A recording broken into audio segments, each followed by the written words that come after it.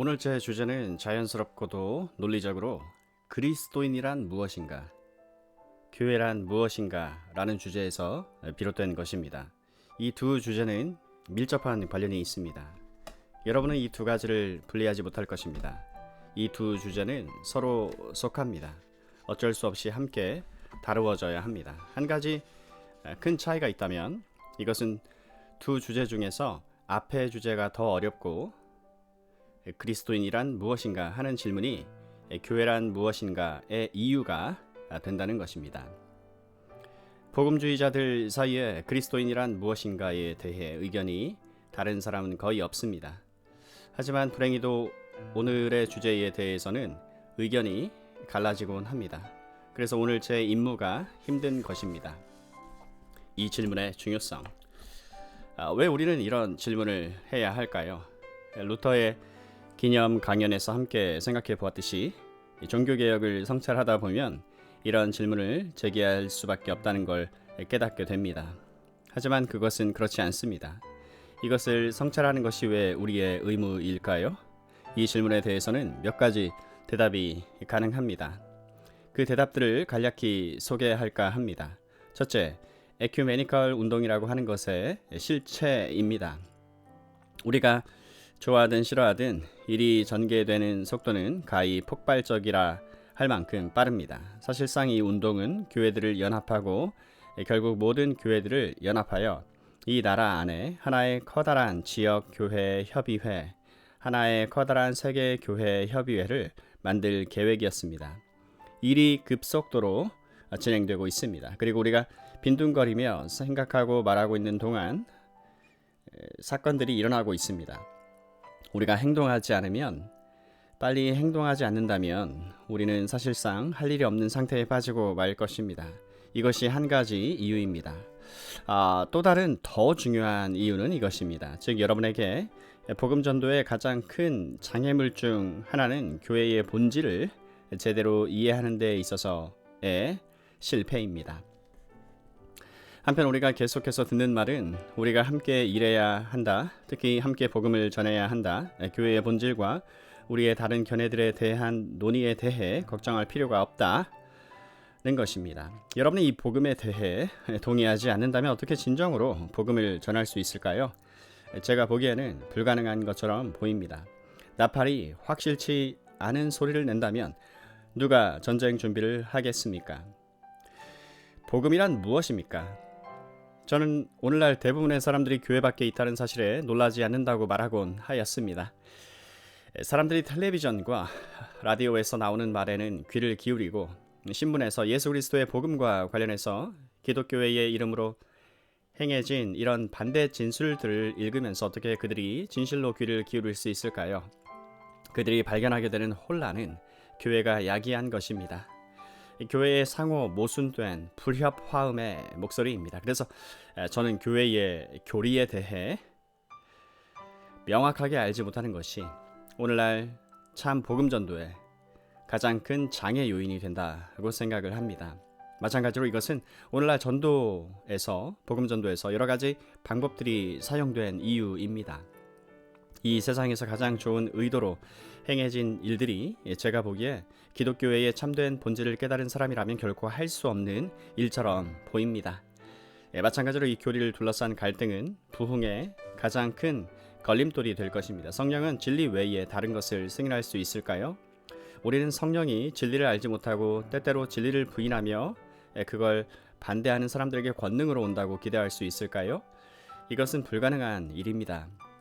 그러므로 우리가 부흥하기를 원한다면 기독교회의 본질론을 성찰하는 것에서 시작해야 합니다. 교회란 무엇인가? 바로 이 문제 말입니다. 이걸 성찰해야 하는 또 다른 이유는 이것입니다. 즉 이것이 현재 이 나라에서 복음주의자들의 분열의 최대 원인이라는 것입니다. 이제 우리는 서로의 동기에 대해 염려하지 않습니다. 우리는 모두 똑같이 정직하고 성실하다는 것을 알고 있습니다. 이건 인격의 문제가 아니라 태도와 관점의 문제입니다. 하지만 이것이 오늘날 우리나라 복음주의자들의 분열된 원인임은 의심할 여지가 없습니다. 이것을 성찰해야 하는 세 번째 이유는 교회론에 대한 성찰 부족으로 인해서 특히 지난 90년 동안 엄청난 혼란이 야기되었습니다. 지금도 그 혼란이 계속되고 있다는 데에 있습니다. 운동이 발생하고 사람들은 일어서고 자신의 조직을 형성하고 사람들은 부르심을 받았는지에 대한 여부를 생각하지 않고 강단으로 올라갑니다. 우리 교회의 상태는 혼란 그 자체입니다. 이것은 궁극적으로 우리가 교회의 본질에 관한 신약의 교리를 고찰하지 않았기 때문입니다. 선을 행하고 복음을 전하려는 열정과 열심을 지닌 우리는 이런 일들을 어떻게 행해져야 할 것인지를 생각지 않고 행동으로 들어갔습니다. 하지만 물론 이 교리를 성찰해야 하는 궁극적이고 가장 큰 이유는 이 교리가 신약의 가르침에서 매우 두드러진다는 사실입니다. 여러분은 일찍이 이걸 깨달았습니까? 사실상 신약 성경의 모든 서신들은 기독교의 본질에 관한 이 교리를 다루고 있습니다. 한편 이것은 사실상 불가피한 것입니다. 왜냐하면 우리가 구원받았다면 우리는 단지 개인으로 구원받은 것이 아닙니다. 우리가 고립된 개체로 의도된 것이 아니기 때문입니다. 우리는 직접적으로 교회에 접붙여진 자들입니다. 사도행전에서 이런 사실을 발견할 수 있을 것입니다. 성경 도처에서 이런 사실을 발견할 수 있을 것입니다. 아무도 참이 아니다. 이것이 보편적으로 참이라면 특별하게는 그리스도인에게도 사실일 것입니다. 그리스도인은 몸의 일부가 됩니다. 이것이 하나님이 정하신 계획이자 방법입니다. 신약성경은 이 점을 집중적으로 다루었습니다. 뿐만 아니라 저는 1세기의 초대 교회에서도 여러 방법으로 일어났던 갈등이 거의 언제나 교회의 본질론에 대한 오해 때문임을 간단히 입증할 수 있습니다. 한 가지 예화를 들겠습니다. 고린도전서입니다.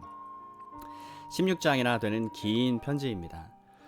그는 사도 바울은 이걸 써야만 했습니다. 고린도 교회에서 많은 문제들이 생겼습니다. 모든 경우에 사도는 그들의 기독교회의 본질에 관해 제대로 이해하지 못했기 때문에 이런 갈등이 일어났음을 지적합니다. 어떻게 분열되었는지 봅시다.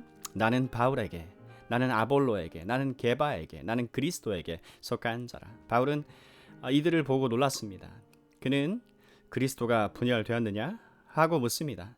사람들이 교회의 전체적인 본질 교리에 대해 확실하지 않다면 여러분은 교회에서 이 같은 종파들이 생겨나는 것을 보게 될 것입니다. 그리고 나서 그는 계속해서 고린도전서 5장에서 괄호 1장 이하 4장에 들어있는 첫 번째 질문을 다룬 뒤 닫고 5장에서 교회 내에서 근친상간의 죄를 범한 사람의 경우를 다룹니다. 똑같은 방식으로 이걸 다룹니다. 그는 근친상간의 문제를 다루며 특별한 일의 내용들에 대해 언급할 뿐 아니라 이것을 교회 맥락 안에서 표현을 합니다. 그는 적은 누룩이 온 덩이에 퍼지는 것을 알지 못하느냐 말합니다. 그는 또 너희가 교회의 특성을 이해한다면 이걸 절대로 용납하지 않을 것이라고 말합니다. 6장에서 사도가 소송 사건이 생겨 함께 세속 법정으로 가는 것의 질문을 다룰 때 이와 똑같은 방법으로 다룹니다. 사도는 이렇게 말합니다. 교회에 아무도 없습니까? 왜 여러분은 교회에서 가장 중요하지 않은 인물을 임명하여 그를 재판관으로 세우지 않습니까? 여러분은 천사들을 심판하려 한다는 것을 알지 못합니까? 이들의 갈등은 이들이 교회론을 이해하지 못하기 때문에 생겨난 것입니다. 또 사도는 결혼과 자녀 문제를 다루고 약한 형제, 믿음의 이해에 있어 약한 형제 문제를 다룹니다. 교회는 우상에게 바쳐진 고기를 먹는 것 때문에 갈등을 겪는 사람들이 있었습니다. 이 일로 인해 교회는 큰 혼란을 겪게 되었고요. 더 강하고 믿음의 이해에 있어 더 깨인 교인들은 이해를 잘 못하는 약한 교인들을 멸시하고 교회를 분열시키고 있었습니다. 사도는 정확히 똑같은 관점에서 이걸 다룹니다. 사도 바울은 계속 나아갑니다. 여러분은 그가 성찬에 나와서 떡을 떼고 포도주를 마시는 것의 문제를 다룹니다. 한 덩어리 이것이 교회입니다. 그 다음에 물론 여러분이 12, 13, 14장의 영적인 은사라는 커다란 문제에 직면하게 될 때 이 문제는 전적으로 교회론 관점에서 다루어지게 됩니다. 고린도 교인들이 교회의 본질에 관한 교리를 이해했다면 방언, 예언, 이적 이런 다양한 다른 문제들 때문에 싸우거나 분열되지 않았을 것입니다. 여러분도 이 교리에 대해 확실히 알지 못한다면 이론적으로나 실제적으로 갈등을 겪게 될 것입니다. 따라서 이 문제들을 다루는 방법, 그리고 갈등과 문제와 어려움을 피하는 방법은 교회의 본질에 관한 교리를 분명히 이해하는 데에서 출발하는 것입니다. 교회의 본질. 게다가 이것들은 우리가 이 일을 해야 하는 이유입니다. 이 밖에도 많은 이유들이 있습니다. 한 번에 연설해서 이와 같은 주제를 완전히 다 다룰 수 있는 사람은 없습니다. 학술서와 많은 책들이 이 주제를 다루고 있습니다. 저는 단지 제가 가장 중요하다고 생각하는 것, 그리고 특히 지금 우리 입장에서 가장 중요한 것을 뽑아내려고 합니다.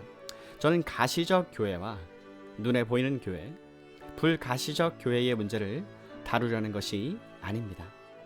저는 교회 정치와 정책의 문제나 교회의 본질론에 관한 이 전체적 문제의 다른 많은 측면들을 다루려고 하는 것도 아닙니다. 또 형식적이고 학술적 방식으로 이걸 다루려고 하는 것도 아닙니다. 저는 다만 여러분에게 한 가지 밑그림을 제시하고자 할 뿐입니다. 왜냐하면 저는 복음주의가 아닌 사람들과 로마 가톨릭 교도들뿐 아니라 복음주의적인 우리 자신을 포함해서 모든 사람과의 갈등, 즉 우리의 주된 갈등은 우리가 교회의 본질에 관한 이 전체적인 문제를 이해하지 못한다는 데에 있다고 생각을 하기 때문입니다.